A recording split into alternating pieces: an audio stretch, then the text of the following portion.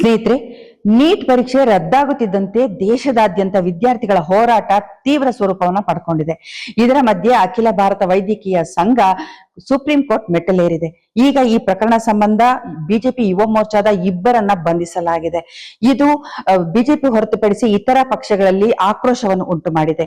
ರಾಜಕೀಯ ಹಸ್ತಕ್ಷೇಪವನ್ನ ಪ್ರಸ್ತಾಪಿಸಿರುವ ಪಕ್ಷಗಳು ರಾಜ್ಯದವರೇ ಈ ಪರೀಕ್ಷೆನ ನಡೆಸೋದಿಕ್ಕೆ ಅನುಮತಿ ನೀಡಬೇಕು, ನೀಟ್ ಪರೀಕ್ಷೆಯನ್ನ ರದ್ದುಪಡಿಸಬೇಕು, ಎನ್ಟಿಎನ ರದ್ದುಪಡಿಸಬೇಕು ಅಂತ ಕೇಳ್ತಾ ಇದ್ದಾರೆ. ಏನ್ ನಡೀತಾ ಇದೆ, ಏನಾಗುತ್ತೆ ಅನ್ನೋದ್ರ ಬಗ್ಗೆ ಇವತ್ತಿನ ವಿಡಿಯೋದಲ್ಲಿ ನಾನು ಹೇಳ್ತಾ ಇದ್ದೀನಿ. ನೀವು ನೋಡ್ತಾ ಇದ್ದೀರಾ ವಾಯ್ಸ್ ಆಫ್ ಪದ್ಮಾ.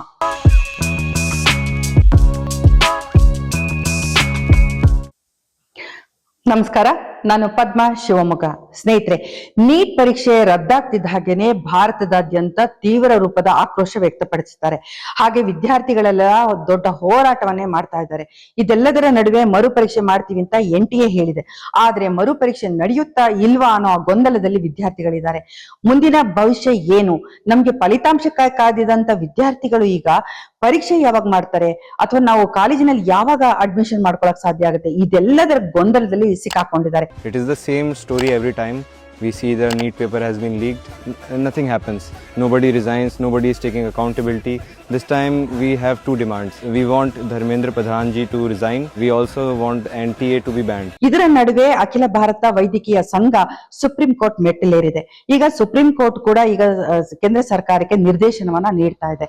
ಇದೆಲ್ಲದರ ನಡುವೆ ಈ ಬಿಜೆಪಿ ಯುವ ಮೋರ್ಚಾದ ಇಬ್ಬರನ್ನ ಈ ಪ್ರಶ್ನೆ ಪತ್ರಿಕೆ ಸೋರಿಕೆ ಸಂಬಂಧ ಬಂಧಿಸಲಾಗಿದೆ.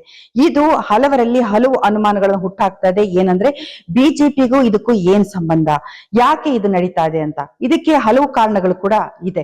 ಅಷ್ಟೇ ಅಲ್ಲ, ದೇಶದಾದ್ಯಂತ ಬಿಜೆಪಿಯನ್ನ ಹೊರತುಪಡಿಸಿ ಇತರ ಪಕ್ಷಗಳ ಹಲವರು ನಾಯಕರು ಕೂಡ ಇದ್ರ ಬಗ್ಗೆ ತಮ್ಮ ಆಕ್ರೋಶವನ್ನು ವ್ಯಕ್ತಪಡಿಸಿದರೆ ನೀಟ್ ಪರೀಕ್ಷೆಯನ್ನ ರದ್ದುಪಡಿಸಬೇಕು, ಎನ್ಟಿಎನ್ನು ಕೂಡ ರದ್ದುಪಡಿಸಬೇಕು ಅಂತ ಅವರು ಒತ್ತಾಯನ ಹೇರ್ತಾ ಇದ್ದಾರೆ. ಮತ್ತು ಈ ರಾಕೆಟ್ ಅಂದ್ರೆ ಪ್ರಶ್ನೆ ಪತ್ರಿಕೆ ಸೋರಿಕೆ ಹೇಗಾಯ್ತು, ಏನಾಯ್ತು ಅನ್ನೋದನ್ನ ಹೇಳ್ತೀನಿ. ಕೊನೆ ತನಕ ವಿಡಿಯೋನ ನೋಡಿ ಸ್ನೇಹಿತರೆ. ಈಗ ಪ್ರಶ್ನೆ ಪತ್ರಿಕೆ ಸೋರಿಕೆ ಆಗ್ತಿದ್ದ ಹಾಗೇನೆ ಕೇಂದ್ರ ಸರ್ಕಾರ ಎನ್ಟಿಎ ಹೇಳ್ತು ಮರುಪರೀಕ್ಷೆ ಮಾಡ್ತೀವಿ ಅಂತ ಹೇಳಿ. ಆದ್ರೆ ಇದು ಮೊದಲನೇ ಬಾರಿ ಎಲ್ಲ ಪ್ರಶ್ನೆ ಪತ್ರಿಕೆ ಸೋರಿಕೆ ಆಗ್ತಾ ಇರೋದು. ಯಾಕೆ ಅಂತಂದ್ರೆ 2017ರಲ್ಲಿ ಏನು ಎನ್ಟಿಎ ಸ್ಥಾಪನೆ ಮಾಡ್ತು, ಅಂದ್ರೆ ಕೇಂದ್ರ ಸರ್ಕಾರ ಪರೀಕ್ಷೆನ ನಡೆಸೋದಿಕ್ಕಾಗಿ ಏನು ರಾಷ್ಟ್ರೀಯ ಪರೀಕ್ಷಾ ಏಜೆನ್ಸಿಯನ್ನ ಪ್ರಾರಂಭ ಮಾಡ್ತು. ಇದನ್ನ ಪ್ರಾರಂಭ ಮಾಡಿದ ವರ್ಷನೇ ಪ್ರಶ್ನೆ ಪತ್ರಿಕೆ ಎಲ್ಲ ಸೋರಿಕೆ ಆಗಿದೆ. ಅದಾದ ನಂತರ ಕೂಡ 2021ರಲ್ಲಿ ಕೂಡ ಮತ್ತೆ ಪ್ರಶ್ನೆ ಪತ್ರಿಕೆ ಸೋರಿಕೆ ಆಗುತ್ತೆ. ಸಿಬಿಐನ ತನಿಖೆಗೆ ವಹಿಸಲಾಗುತ್ತೆ. ಆದ್ರೆ ಯಾವ ಪರಿಣಾಮ ಕೂಡ ಅದರಿಂದ ಆಗೋದಿಲ್ಲ, ಯಾವ ಫಲಿತಾಂಶ ಕೂಡ ಸಿಗೋದಿಲ್ಲ. ಅದಾದ ನಂತರ 2020-24ರಲ್ಲಿ ಮತ್ತೆ ಪ್ರಶ್ನೆ ಪತ್ರಿಕೆ ಸೋರಿಕೆ ಆಗುತ್ತೆ. ಈಗ ಈ ಎಲ್ಲಾ ವಿಚಾರಗಳ ಬಗ್ಗೆ ದೆಹಲಿಯ ಮಾಜಿ ಮುಖ್ಯಮಂತ್ರಿಗಳಾದ ಕೇಜ್ರಿವಾಲ್ ಅವರು ಪ್ರೆಸ್ ಮೀಟ್ ಮಾಡಿ ಈ ರೀತಿ ಬಿಜೆಪಿಯನ್ನ ಆಕ್ರೋಶದಿಂದ ಪ್ರಶ್ನಿಸಿದ್ದಾರೆ ಮತ್ತು ಬಿಜೆಪಿಯ ಮೇಲೇನೆ ಅವರು ನೇರವಾಗಿ ಗಂಭೀರ ಆರೋಪಗಳನ್ನ ಮಾಡಿದ್ದಾರೆ. ಕೇಜ್ರಿವಾಲ್ ಅವರು ಹೇಳ್ತಾರೆ, ನೋಡಿ, ನೀವು ಜೆನ್ಸಿಗಳನ್ನ ಉದ್ದೇಶಿಸಿ ನಾನು ಮಾತಾಡ್ತಾ ಇದ್ದೀನಿ, ನೀವು ಎಲ್ಲಿವರೆಗೆ ಇದನ್ನ ನೋಡ್ಕೊಂಡು ಸುಮ್ಮನೆ ಇರ್ತೀರಾ? ನಿಮ್ಗೆ ಸುಸ್ತಾಗಿದೆ ಅಂತ ಅನಿಸ್ತಿಲ್ವಾ? ಯಾಕಂದ್ರೆ ಪದೇ ಪದೇ ಪ್ರಶ್ನೆ ಪತ್ರಿಕೆ ಸೋರಿಕೆ ಆಗ್ತಾ ಇದೆ. 2017ರಲ್ಲಾಯ್ತು, 2021ರಲ್ಲಾಯ್ತು, 2024ರಲ್ಲಾಯ್ತು, ಮತ್ತೆ ಈಗ 2026ರಲ್ಲಾಗಿದೆ. ಅಂದ್ರೆ ಪ್ರತಿ ಬಾರಿ ಸಿಬಿಐ ತನಿಖೆನ ಮಾಡ್ತಾರೆ, ಆದ್ರೆ ಏನು ಪ್ರಯೋಜನ ಆಗ್ತಾ ಇಲ್ಲ, ಪದೇ ಪದೇ ಸೋರಿಕೆ ಆಗ್ತಾ ಇದೆ. ಅಷ್ಟೇ ಅಲ್ಲ, 2024ರಲ್ಲಿ ಆ ಪ್ರಶ್ನೆ ಪತ್ರಿಕೆ ಸೋರಿಕೆ ಮಾಡಿದಂತಹ ಒಬ್ಬ ಮಾಸ್ಟರ್ ಮೈಂಡ್ ಅನ್ನ ಸಿಬಿಐ ಅರೆಸ್ಟ್ ಮಾಡುತ್ತೆ. ಆದ್ರೆ ಕೆಲವೇ ದಿನದಲ್ಲಿ ಅವರನ್ನ ಬಿಡುಗಡೆ ಮಾಡಲಾಗುತ್ತೆ. ಯಾಕೆ ಬಿಡುಗಡೆ ಮಾಡಿದ್ರು ಅಂದ್ರೆ ಅವ್ರ ಮೇಲೆ ಸಿಬಿಐ ಚಾರ್ಜ್ ಶೀಟ್ ಹಾಕಿಲ್ಲ. ಯಾಕೆ ಚಾರ್ಜ್ ಶೀಟ್ ಹಾಕಿಲ್ಲ ಅಂತಂದ್ರೆ ಸಿಬಿಐ ತನ್ನ ವರದಿಯನ್ನ ಯಾರು ಇದನ್ನ ಮಾಡಿಸ್ತಿದಾರೋ ಅವರಿಗೆ ತಗೊಂಡೋಗಿ ಕೊಡುತ್ತೆ. ಹಾಗಾಗಿ ಅವ್ರ ಮೇಲೆ ಚಾರ್ಜ್ ಶೀಟ್ ಬೀಳಲ್ಲ ಅಂತೇಳಿ ಗಂಭೀರವಾದ ಆರೋಪವನ್ನ ಕೇಂದ್ರ ಸರ್ಕಾರದ ಮೇಲೆ ಕೇಜ್ರಿವಾಲ್ ಅವರು ಮಾಡಿದ್ದಾರೆ. ಇದರ ಜೊತೆನಲ್ಲಿ ಅವರು ಹೇಳ್ತಾರೆ, ಈಗ ಈ 2024ರ ನಂತರ ಮತ್ತೆ ಈಗ 2026ರಲ್ಲಿ ಪ್ರಶ್ನೆ ಪತ್ರಿಕೆ ಸೋರಿಕೆ ಆಗಿದೆಯಲ್ಲ, ಮತ್ತೆ ಆಗಲ್ಲ ಅಂತ ಏನ್ ಗ್ಯಾರಂಟಿ ಅಂತ. ಹೌದು, ಇಷ್ಟು ಬಾರಿ ಪ್ರಶ್ನೆ ಪತ್ರಿಕೆ ಸೋರಿಕೆ ಆಗಿದೆ ಅಂದ್ರೆ ಮತ್ತೆ ಪ್ರಶ್ನೆ ಪತ್ರಿಕೆ ಸೋರಿಕೆ ಆಗಲ್ಲ ಅಂತ ಹೆಂಗ್ ಹೇಳೋದು, ಲೀಕ್ ಆಗಲ್ಲ ಅಂತ ಹೆಂಗ್ ಹೇಳೋದು? ವಿದ್ಯಾರ್ಥಿಗಳು ಹಾಗಾದ್ರೆ ಯಾವ ನಂಬಿಕೆಯ ಮೇಲೆ, ಯಾವ ವಿಶ್ವಾಸದ ಮೇಲೆ ಈ ಪರೀಕ್ಷೆಗೆ ಬರೀಬೇಕು ಅನ್ನೋಂತ ಪ್ರಶ್ನೆ ನಮ್ಮ ಮುಂದೆ ಬರುತ್ತೆ.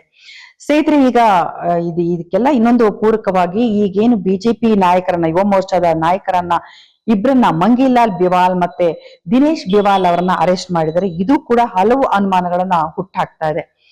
ಯಾಕೆ ಅಂತಂದ್ರೆ ಇದಕ್ಕೆ ಪೂರಕವಾಗಿ 2024ರಲ್ಲಿ ನಡೆದಂತ ಒಂದು ಘಟನೆಯನ್ನ ನಾನು ಹೇಳ್ತೀನಿ. ಅಂದ್ರೆ 2024ರಲ್ಲಿ ಎನ್ಟಿಎ ಮಹಾನಿರ್ದೇಶಕ ಅಂದ್ರೆ ಏನು ಡೈರೆಕ್ಟರ್ ಜನರಲ್ ಆಗಿದ್ದಂತಹ IAS ಅಧಿಕಾರಿ ಸುಬೋಧ್ ಕುಮಾರ್ ಸಿಂಗ್ ಇವರನ್ನ ಈ ಪ್ರಶ್ನೆ ಪತ್ರಿಕೆ ಲೀಕ್ ಆಯ್ತು ಅನ್ನೋ ಕಾರಣಕ್ಕೆ 2024 ಜೂನ್ ನಲ್ಲಿ ಆ ಸ್ಥಾನದಿಂದ ತೆಗೆದು ಹಾಕ್ತಾರೆ.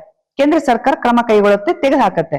ಅಂದ್ರೆ ಅವಾಗ ಜನರಿಗೆ ಕ್ರಮ ಕೈಗೊಳ್ತು ಅಂತ ಸಮಾಧಾನ ಆಗುತ್ತೆ. ಆದ್ರೆ ಆಮೇಲೆ ಏನಾಗುತ್ತೆ, ಇದೇ ಕೇಂದ್ರ ಸರ್ಕಾರ ತೆಗೆದು ಹಾಕಿದಂತ ಸುಬೋಧ್ ಕುಮಾರ್ ಸಿಂಗ್ರನ್ನ ಉಕ್ಕು ಮತ್ತು ಬೃಹತ್ ಕೈಗಾರಿಕೆಗಳ ಸಚಿವಾಲಯದಲ್ಲಿ ಉನ್ನತ ಹುದ್ದೆಯನ್ನ ಕೊಡುತ್ತೆ. ಇದು ಇಷ್ಟಕ್ಕೆ ನಿಲ್ಲಲ್ಲ.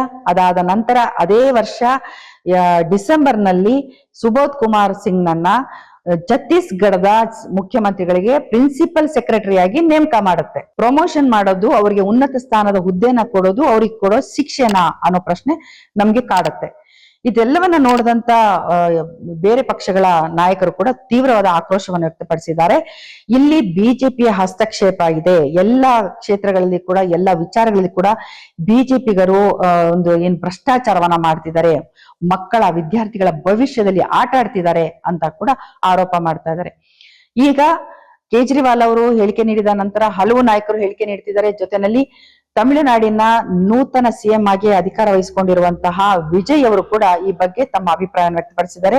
ಕೇಂದ್ರ ಸರ್ಕಾರವನ್ನ ಆಗ್ರಹಿಸಿದ್ದಾರೆ. ಏನಂತಂದ್ರೆ, ನಮಗೆ ನೀಟ್ ಪರೀಕ್ಷೆನೇ ಬೇಡ, ಮರು ಪರೀಕ್ಷೆ ಮಾಡುವ ಅಗತ್ಯನೂ ಇಲ್ಲ, ಮತ್ತೆ NTA ಬೇಕಾಗಿಲ್ಲ, ರದ್ದು ಮಾಡಿ. ಈ ಪದೇ ಪದೇ ಪ್ರಶ್ನೆ ಪತ್ರಿಕೆ ಲೀಕ್ ಆಗ್ತಿದೆ, ಸರಿಯಾಗಿ ಸಮರ್ಪಕವಾಗಿ ಅದು ಕೆಲಸ ಮಾಡ್ತಿಲ್ಲ ಅಂತಂದಾಗ ನಮ್ಗದು ಬೇಕಾಗಿಲ್ಲ. ಮತ್ತೆ ಈ ಪರೀಕ್ಷೆಯಿಂದ ಗ್ರಾಮೀಣ ಭಾಗದ ಮತ್ತು ತಮಿಳಿಗರು ಅಂದ್ರೆ ತಮಿಳು ಭಾಷೆನಲ್ಲಿ ಪರೀಕ್ಷೆ ಓದಂತವರು ವಿದ್ಯಾರ್ಥಿಗಳಿಗೆ ತೊಂದರೆ ಆಗ್ತಿದೆ. ಸಾಮಾಜಿಕವಾಗಿ, ಆರ್ಥಿಕವಾಗಿ ಹಿಂದುಳಿದಂತ ವಿದ್ಯಾರ್ಥಿಗಳಿಗೆ ಕೂಡ ನೀಟ್ ಪರೀಕ್ಷೆಯಿಂದ ತೊಂದರೆ ಆಗ್ತಾ ಇದೆ. ಹಾಗಾಗಿ ನಮ್ಗೆ ಈ ಪರೀಕ್ಷೆ ಬೇಡ. ಈ ಬಾರಿ ಮರು ಪರೀಕ್ಷೆನೂ ಬೇಕಾಗಿಲ್ಲ, ಬದಲಿಗೆ 12ನೇ ತರಗತಿನಲ್ಲಿ ಅಂದ್ರೆ PUC ನಲ್ಲಿ ಅವರು ತೆಗೆದುಕೊಂಡ ಅಂಕದ ಆಧಾರದ ಮೇಲೇನೆ ನೀವು ಅವರಿಗೆ ವೈದ್ಯಕೀಯ ಸೀಟುಗಳನ್ನ ಹಂಚಿಕೆ ಆಗ್ಬೇಕು ಅಂತ ಅವರು ಆಗ್ರಹಿಸಿದ್ದಾರೆ. ಈಗ ಹಲವು ರಾಜ್ಯಗಳಿಂದ ಈ ಒತ್ತಾಯ ಕೇಳಿ ಬರ್ತಾ ಇದೆ, ನೀಟ್ ಪರೀಕ್ಷೆನ ಕೇಂದ್ರ ಸರ್ಕಾರ ನಡೆಸುವ ಅಗತ್ಯ ಇಲ್ಲ ಅಂತ. ಯಾಕಂದ್ರೆ ಸರಿಯಾದ ರೀತಿನಲ್ಲಿ ವ್ಯವಸ್ಥೆ ಮಾಡ್ತಿಲ್ಲ ಅಂತ. ಈಗ ಅಖಿಲ ಭಾರತ ವೈದ್ಯಕೀಯ ಸಂಘ ಕೂಡ ಸುಪ್ರೀಂ ಕೋರ್ಟ್ ಮೆಟ್ಟಲೇರಿದೆ ಅಂತ ನಾನು ಹೇಳಿದೆ. ಈಗ ಸುಪ್ರೀಂ ಕೋರ್ಟ್ ಕೂಡ 2024ರಲ್ಲೇ ಹೇಳಿತ್ತು, ಈ ತರದೊಂದು ಹಗರಣ ಆದಾಗ, ನೀಟ್ ಪರೀಕ್ಷೆನಲ್ಲಿ ಪ್ರಶ್ನೆ ಪತ್ರಿಕೆ ಸೋರಿಕೆ ಆದಾಗ, ಪರೀಕ್ಷೆಯನ್ನ ರದ್ದುಪಡಿಸಿದಾಗ ಪರೀಕ್ಷೆಯನ್ನ ರದ್ದುಪಡಿಸೋದು ಸರಿಯಾದ ಕ್ರಮ ಅಲ್ಲ. ನೀವು ಯಾರು ಈ ಅಕ್ರಮದಲ್ಲಿ ತೊಡಗಿದ್ದಾರೆ, ಯಾರು ಪ್ರಶ್ನೆ ಪತ್ರಿಕೆಯನ್ನ ಲೀಕ್ ಮಾಡಿದ್ದಾರೆ ಮತ್ತು ಅದನ್ನ ಬಳಸ್ಕೊಂಡು ವಿದ್ಯಾರ್ಥಿಗಳು ಯಾರು ಪರೀಕ್ಷೆ ಬರೆದಿದ್ದಾರೆ ಅವರುಗಳನ್ನ ಇದರಿಂದ ಪ್ರತ್ಯೇಕ ಮಾಡಿ, ಅಂದ್ರೆ ಈ ಲಿಸ್ಟ್ ಇಂದ ಹೊರಗಿಡಿ ಮತ್ತೆ ಅವರಿಗೆ ಶಿಕ್ಷೆನ ಕೊಡಿ ಅಂತೇಳಿ ಸುಪ್ರೀಂ ಕೋರ್ಟ್ ಕೇಂದ್ರ ಸರ್ಕಾರಕ್ಕೆ ನಿರ್ದೇಶನವನ್ನ ಕೊಟ್ಟಿತ್ತು. ಆದ್ರೂ ಕೂಡ ಇದು ಮತ್ತೆ ಮರುಕಳಿಸಿದೆ. ಈಗ ಸುಪ್ರೀಂ ಕೋರ್ಟ್ ಅಖಿಲ ಭಾರತ ವೈದ್ಯಕೀಯ ಸಂಘ ನೀಡಿರುವಂತ ಅರ್ಜಿಯನ್ನ ಪರಿಶೀಲನೆ ನಡೆಸಿ ಮತ್ತೆ ಕೇಂದ್ರ ಸರ್ಕಾರಕ್ಕೆ ನಿರ್ದೇಶನವನ್ನ ನೀಡಿದೆ. ಅಖಿಲ ಭಾರತ ವೈದ್ಯಕೀಯ ಸಂಘ ಏನ್ ಹೇಳ್ತಾ ಇದೆ ಅಂದ್ರೆ, ನಮ್ಗೆ NTA ಅದನ್ನ ಮತ್ತೆ ಮರುಸ್ಥಾಪಿಸ್ಬೇಕು, ಅಂದ್ರೆ ಸ್ವರೂಪವನ್ನ ಬದಲಾಯಿಸ್ಬೇಕು, ವ್ಯವಸ್ಥೆಯನ್ನ ಬದಲಾಯಿಸ್ಬೇಕು. ಮತ್ತೆ ಈ ಬಾರಿ ಮರು ಪರೀಕ್ಷೆ ನಡೆಸೋದಾದ್ರೆ ಅದು ಸುಪ್ರೀಂ ಕೋರ್ಟ್ ನ ಸೂಪರ್ವಿಷನ್ ಅಲ್ಲೇ ನಡಿಬೇಕು ಅಂತ ಹೇಳಿ ಅವರು ಆಗ್ರಹಿಸಿದ್ದಾರೆ. ಈಗ ಸುಪ್ರೀಂ ಕೋರ್ಟ್ ತನ್ನ ಸುಪರ್ದಿನಲ್ಲಿ ಈ ಪರೀಕ್ಷೆ ನಡೆಸೋದಕ್ಕೆ ಮುಂದಾಗುತ್ತೆ ಇಲ್ಲೋ ಗೊತ್ತಿಲ್ಲ. ಆದ್ರೆ ಕೇಂದ್ರ ಸರ್ಕಾರಕ್ಕೆ ಒಂದು ನಿರ್ದೇಶನವನ್ನಂತೂ ಕೊಟ್ಟಿದೆ. ಏನಂತಂದ್ರೆ, ನೀವು ಈ ಪರೀಕ್ಷೆನ ರದ್ದು ಮಾಡೋದು ಸರಿಯಾದ ಕ್ರಮ ಅಲ್ಲ, ಮತ್ತೆ ನೀವು ಅದರಲ್ಲಿ ಅಕ್ರಮದಲ್ಲಿ ತೊಡಗಿರುವಂತವ್ರಿಗೆ ಶಿಕ್ಷೆ ಮಾಡಿ ಆ ವಿದ್ಯಾರ್ಥಿಗಳನ್ನ ಈ ಲಿಸ್ಟ್ ಇಂದ ಸಪರೇಟ್ ಮಾಡಿ ಅಂತ ಮತ್ತೆ ಹೇಳ್ತಾ ಇದೆ. ಹೀಗಾಗಿ ಇಲ್ಲಿ ಸಾಕಷ್ಟು ಗೊಂದಲಗಳು ವಿದ್ಯಾರ್ಥಿಗೆ ಕಾಡ್ತಾ ಇದೆ. ಏನಂತಂದ್ರೆ, ಮರು ಪರೀಕ್ಷೆ ಆಗುತ್ತೋ ಇಲ್ವೋ, ಅಥವಾ ಈ ಪರೀಕ್ಷೆನೆ ಬರ್ದಿರೋದನ್ನೇ ಕನ್ಸಿಡರ್ ಮಾಡ್ತಾರೋ ಇಲ್ವೋ, ನಮ್ಮ PUC ಪರೀಕ್ಷೆ ಅಂಕಗಳನ್ನ ಕನ್ಸಿಡರ್ ಮಾಡ್ತಾರ, ಯಾವಾಗ ಇದು ನಡೆಯುತ್ತೆ, ಪರೀಕ್ಷೆ ಯಾವಾಗ ನಡೆಯುತ್ತೆ, ಫಲಿತಾಂಶ ಯಾವಾಗ ಬರ್ತೇನೆ, ನಾವು ಯಾವಾಗ ಅಡ್ಮಿಷನ್ ತಗೊಳ್ತೀವಿ, ಈ ಎಲ್ಲ ಗೊಂದಲದಲ್ಲಿ ವಿದ್ಯಾರ್ಥಿಗಳು ಸುಸ್ತಾಗಿದ್ದಾರೆ. ಈಗ ಈ ರಾಕೆಟ್ ಅಂದ್ರೆ ಈ ಪ್ರಶ್ನೆ ಪತ್ರಿಕೆ ಸೋರಿಕೆ ಈ ವರ್ಷ ಹೇಗಾಯ್ತು ಅನ್ನೋದನ್ನ ನೋಡೋಣ ಬನ್ನಿ ಸ್ನೇಹಿತರೆ. ಇಲ್ಲಿ ಈ ನೀಟ್ ಪರೀಕ್ಷೆಯ ಪ್ರಶ್ನೆ ಪತ್ರಿಕೆ ಮಹಾರಾಷ್ಟ್ರದ ನಾಸಿಕ್ ನಲ್ಲಿ ಪ್ರಿಂಟ್ ಆಗ್ತಾ ಇರೋದು. ಇಲ್ಲಿ ಪುಣೆಯ ಒಬ್ಬ ಏಜೆಂಟ್ ಇಂದ ಆಯುರ್ವೇದ ವಿದ್ಯಾರ್ಥಿ ಶುಭಂ ಸುಮಾರು 10 ಲಕ್ಷಕ್ಕೆ ಇದನ್ನ ಖರೀದಿ ಮಾಡ್ತಾನೆ. ಅದಾದ ನಂತರ ಅವನು ಹರಿಯಾಣದ ಒಬ್ಬನಿಗೆ, ತನ್ನ ಗೆಳೆಯನಿಗೆ 15 ಲಕ್ಷಕ್ಕೆ ಮಾರ್ತಾನೆ. ಅವನು ಏನ್ ಮಾಡ್ತಾನೆ, ಅದನ್ನ ಹಲವರಿಗೆ ಕಳಿಸ್ತಾನೆ, ಹಲವರಿಗೆ ಮಾರಾಟ ಮಾಡಿದಾನೆ ಅಂತ ಸುದ್ದಿಗಳು ಬರ್ತಾ ಇದೆ. ಇಲ್ಲಿ ರಾಜಸ್ಥಾನದಲ್ಲಿ ಏನು ಬಿಜೆಪಿ ಯುವ ಮೋರ್ಚಾದ ನಾಯಕರಿದಾರಲ್ಲ, ಇವರು ಸುಮಾರು ಒಬ್ಬ ವೈದ್ಯನಿಂದ 30 ಲಕ್ಷಕ್ಕೆ ಇದನ್ನ ಖರೀದಿ ಮಾಡಿದ್ದಾರೆ ಅಂತ ಹೇಳಲಾಗ್ತಾ ಇದೆ. ಅದಾದ ನಂತರ ಅವರು ತಮ್ಮ ಮಕ್ಕಳಿಗೆ ಮತ್ತೆ ಸಂಬಂಧಿಕರ ಮಕ್ಕಳಿಗೆ ಈ ಪತ್ರಿಕೆಯನ್ನ, ಏನು ಸೋರಿಕೆ ಆದಂತ ಪತ್ರಿಕೆಯನ್ನ ಕೊಡ್ತಾರೆ, ಮಾದರಿ ಕೊಡ್ತಾರೆ. ಅಲ್ಲಿ ಆ ಮಕ್ಕಳು ಅದನ್ನ ಬೇರೆ ಬೇರೆ ರಾಜ್ಯದಲ್ಲಿರುವಂತ ತಮ್ಮ ಗೊತ್ತಿರುವಂತ ಗೆಳೆಯರಿಗೆ ಎಲ್ಲರಿಗೂ ಕೂಡ ಅದನ್ನ ಕಳಿಸ್ತಾರೆ. ಇಲ್ಲಿಂದ ಮತ್ತದು ಎಲ್ಲಾ ಕಡೆಗೆ ರವಾನೆ ಆಗ್ತಾ ಹೋಗುತ್ತೆ. ಮತ್ತೆ ಇಲ್ಲೇನಾಗುತ್ತೆ ಇನ್ನೊಂದು ಅಂತಂದ್ರೆ, ಈ ರಾಜಸ್ಥಾನದ ಸಿಕರ್ನಲ್ಲಿರೋಂತ ಒಬ್ಬ ಏಜೆಂಟ್ಗೆ ಇದು ಸಿಕ್ಕಾಗ ಅವನೇನ್ ಮಾಡ್ತಾನೆ, ತನ್ನ ಗೆಳೆಯ ಒಬ್ಬ ಕೇರಳದಲ್ಲಿ ಇರ್ತಾನೆ, ಅವನಿಗೆ 30,000 ರೂಪಾಯಿಗೆ ಮಾರಿರ್ತಾನೆ ಅಂತ ಹೇಳ್ತಿದ್ದಾರೆ. ಅವನು ಕೇರಳದಲ್ಲಿರುವಂತ ವಿದ್ಯಾರ್ಥಿ ತನ್ನ ತಂದೆ ರಾಜಸ್ಥಾನದಲ್ಲಿ ಏನು ಮಹಿಳೆಯರ ಪಿಜಿ ನಡೆಸ್ತಾ ಇರ್ತಾನೆ, ಆ ತಂದೆಗೆ ಇದನ್ನ ಕಳಿಸಿ ಹಾಸ್ಟೆಲ್ ನಲ್ಲಿ ಪಿಜಿ ನಲ್ಲಿ ಇರುವಂತ ವಿದ್ಯಾರ್ಥಿನಿಯರಿಗೆ ಇದನ್ನ ಕೊಡು ಅಂತ ಹೇಳ್ತಾನೆ. ವಿದ್ಯಾರ್ಥಿನಿಯರು ಅಷ್ಟರಲ್ಲಾಗ್ಲೇ ಪರೀಕ್ಷೆ ಬರೆಯೋದಕ್ಕೆ ಹೊರಟೋಗಿದ್ರಂತೆ. ಅವ್ರು ವಾಪಸ್ ಬಂದಾಗ ಈ ಪ್ರಶ್ನೆ ಪತ್ರಿಕೆ ಅವ್ರಿಗೆ ಕೈಗೆ ಸಿಗತ್ತೆ. ಇದು ಈಗ ತಾನೇ ನಾವು ಬರೆದ್ ಬಂದಂತ ಪ್ರಶ್ನೆ ಪತ್ರಿಕೆ ತರಾನೇ ಇದೆಯಲ್ಲ, ಪೂರ್ತಿ ಪ್ರಶ್ನೆಗಳು ಬಹುತೇಕ ಅದೇ ಇದೆಯಲ್ಲ ಅಂತ ಹೇಳಿ ನೋಡಿದಾಗ ಅವ್ರಿಗೆ ಆಶ್ಚರ್ಯ ಆಗುತ್ತೆ. ಇದನ್ನ ಅವರು ತಮ್ಮ ಅಧ್ಯಾಪಕರಿಗೆ ತಿಳಿಸ್ತಾರೆ. ಕೊನೆಗೆ ಅಧ್ಯಾಪಕರು ವಿದ್ಯಾರ್ಥಿನಿಯರು ಏನ್ ಮಾಡ್ತಾರೆ, ಇದನ್ನ ಹೋಗಿ ಪೊಲೀಸರಿಗೆ ದೂರ್ ಕೊಡ್ತಾರೆ. ಆದ್ರೆ ಪೊಲೀಸರು ದೂರನ್ನ ದಾಖಲಿಸ್ಕೊಳ್ಳೋದಿಲ್ಲ. ಅದಾದ ನಂತರ ಇವರು NTA ಕಂಪ್ಲೇಂಟ್ ಮಾಡ್ತಾರೆ. ಅಲ್ಲಿಂದ ಇದು ಎಲ್ಲಾ ಕಡೆ ಹರಡ್ದಾಗ ಮತ್ತಷ್ಟು ಪ್ರತಿಭಟನೆಗಳು ಶುರುವಾದಾಗ ತನಿಖೆಗೆ ಈಗ ಬಂದಿದೆ. ಇದೆಲ್ಲವನ್ನ ನೋಡ್ತಿದ್ದಾಗ ಇದು ಮೊದಲಿಂದನೂ ನಡ್ಕೊಂಡ್ ಬಂದಿದೆ. ಮತ್ತೆ ಈ ಬಾರಿ ಕೂಡ ಅದು ಪರೀಕ್ಷೆಗೆ 1 ವಾರ ಮೊದಲಿನಿಂದಲೇ ಎಲ್ಲಾ ಕಡೆ ಹರಿದಾಡ್ತಿತ್ತು ಅಂತ ಗೊತ್ತಾಗಿದೆ. ಅಷ್ಟಾದ್ರೂ ಕೂಡ NTA ಇದು ಗೊತ್ತಾಗಿಲ್ವಾ? ವಿದ್ಯಾರ್ಥಿಗಳಿಗೆ ಪರೀಕ್ಷೆ ಬರೆಯುವಾಗ ಅಷ್ಟೆಲ್ಲ ಕಟ್ಟುನಿಟ್ಟಾದಂತ ನಿಯಮಗಳನ್ನ ಹೇರುವಂತ NTA, ಅಂದ್ರೆ ಅವ್ರು ದಾರ ಕಟ್ಕೋಬಾರ್ದು, ಜನಿವಾರ ಕತ್ತರಿಸ್ತಾರೆ, ಮತ್ತೆ ಕಿವಿಗೆ ಓಲೆ ಹಾಕ್ಬಾರ್ದು, ಮೂಗ್ಬಟ್ಟು ಹಾಕ್ಬಾರ್ದು ಅಂತೆಲ್ಲ ಹೇಳುವಂತ NTA ಒಂದು ಪ್ರಶ್ನೆ ಪತ್ರಿಕೆನ ಸರಿಯಾದ ರೀತಿನಲ್ಲಿ ಕಟ್ಟುನಿಟ್ಟಾಗಿ ಸ್ಟ್ರಿಕ್ಟ್ ಆಗಿ ಸೀಕ್ರೆಟ್ ಆಗಿ ಇಟ್ಟು ಅದನ್ನ ನಡೆಸೋದಿಕ್ಕಾಗ್ತಿಲ್ವಾ? ಪರೀಕ್ಷೆಯನ್ನ ಯಾಕೆ ಸಮರ್ಥವಾಗಿ ನಡೆಸ್ತಾ ಇಲ್ಲ ಅನ್ನೋಂತ ಪ್ರಶ್ನೆ ಬರ್ತಾ ಇದೆ. ಅಷ್ಟೇ ಅಲ್ಲ ಸ್ನೇಹಿತರೆ, ಈ ರೀತಿ ಜನಿವಾರವನ್ನ ಕಟ್ ಮಾಡಿದ್ರು ಅಂತ ಇತ್ತೀಚೆಗೆ ತಾನೇ ನೀವು ನೋಡಿದ್ರಿ CET ಪರೀಕ್ಷೆ ಸಂದರ್ಭದಲ್ಲಿ ವಿದ್ಯಾರ್ಥಿಗಳು ಮತ್ತೆ ಹಲವರು ಪೋಷಕರು ಹಲವರು ಬಂದು ದೊಡ್ಡ ಗಲಾಟೆಯನ್ನ ಮಾಡಿದ್ರು. ಜೊತೆನಲ್ಲಿ ಕಚೇರಿಯ ಮುಂದೆ ಶಾಸ್ತ್ರೋಕ್ತವಾಗಿ ಆ ಹುಡುಗನಿಗೆ ಮತ್ತೆ ಜನಿವಾರವನ್ನ ತೋರಿಸಿದ್ರು. ಅವನನ್ನ ಹೆಗಲ ಮೇಲೆ ಹೊತ್ಕೊಂಡು ನಮ್ಮ ಸನಾತನ ಧರ್ಮ ಅಂತ ಮೆರೆಸಿದ್ರು.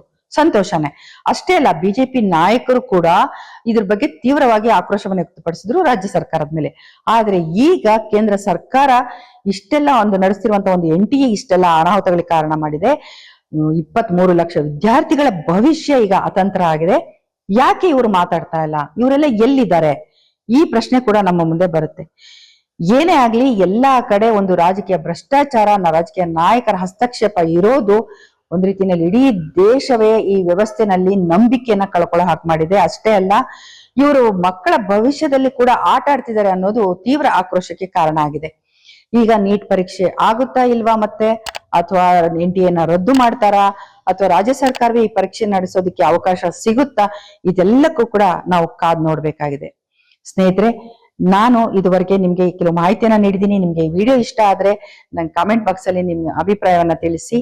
ನನ್ನ ಚಾನೆಲ್ನ ನೀವು ಸಬ್ಸ್ಕ್ರೈಬ್ ಮಾಡಿ, ಹಾಗೆ ಶೇರ್ ಮಾಡಿ. ಎಲ್ರಿಗೂ ಒಳ್ಳೇದಾಗ್ಲಿ. ನಮಸ್ಕಾರ.